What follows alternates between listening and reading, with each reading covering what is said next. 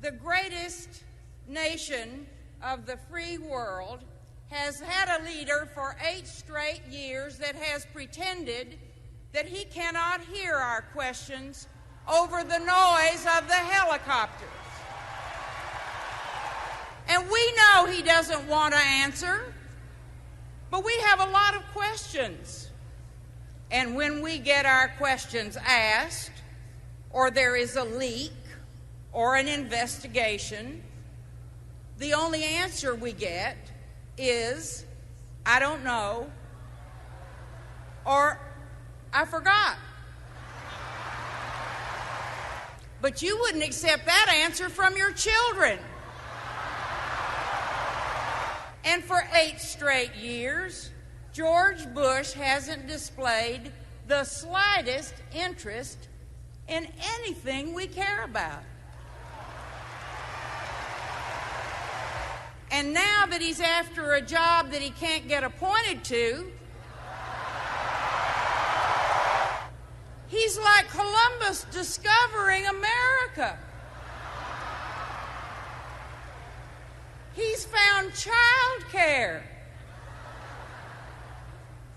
He's found education. Poor George.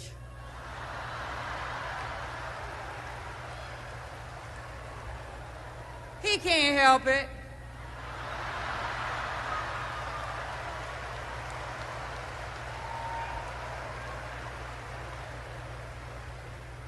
He was born with a silver foot in his mouth.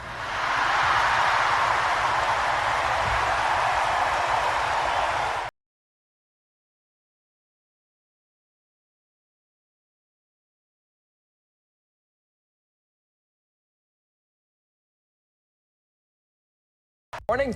How much travel do we expect these men to do in the days ahead? Hello.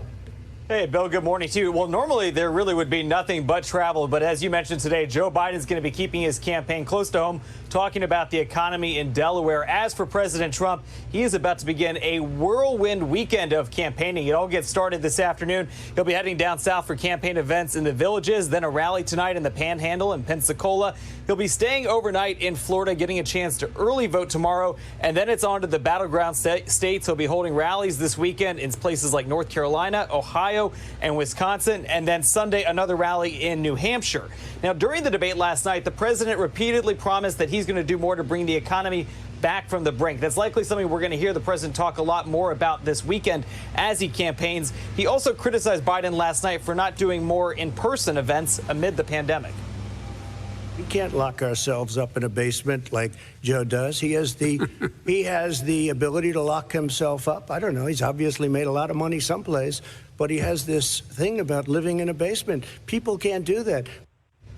Polls taken before last night's debate, though, show Joe Biden still ahead by a healthy margin. The latest Real Clear Politics average shows Biden with an 8-point lead, but the campaigns both tell us that they are looking more at those state polls to give us an idea of where things are on the ground. What's become a rally custom, the advance staff tonight tried to make sure the people behind the president in his head-on camera angle were masked.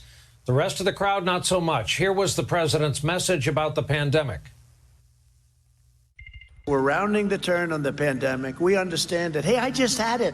Here I am, you know, it's me. It's actually me.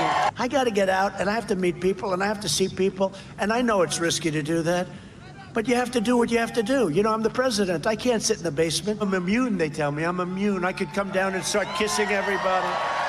I'll kiss every guy, man and woman. Who has had it here? Who's had it? Yeah, a lot of people. A lot of people. Well, you're the people I want to say hello to because you're right now immune. Joe Biden had this to say about the president while campaigning in Florida.